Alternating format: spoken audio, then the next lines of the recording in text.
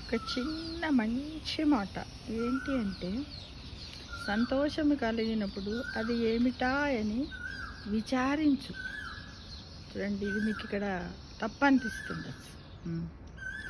దుఃఖము కలిగినప్పుడు అది ఏమిటో చక్కగా పరిశీలించి చూడు. అది నాకు ఎందుకు సంతోషం కలిగించింది అని విచారించు. ఈ విధమైన పరిశీలనలలో నీ పంతాయే మారిపోతుంది. అంటే మనం సంతోషం కలగాని ఇక నాకేందని యాక్చువల్గా ఎవ్వరం కూడా విచారించం, ఏమిటా ఎందుకు ఇట్లా అయింది అని. విచారించడం అంటే ఒక విషయాన్ని గురించి అసలు ఎందుకు నాకు ఇలా సంతోషం వచ్చింది అని మనము దాని గురించి ఆలోచించడాన్ని విచారించు అనొచ్చు వస్తుంది. కానీ విచారించు అంటే మనం అందరం ఏమనుకుంటాం, బాధ అనుకుంటాం. కాదు మిత్రమా.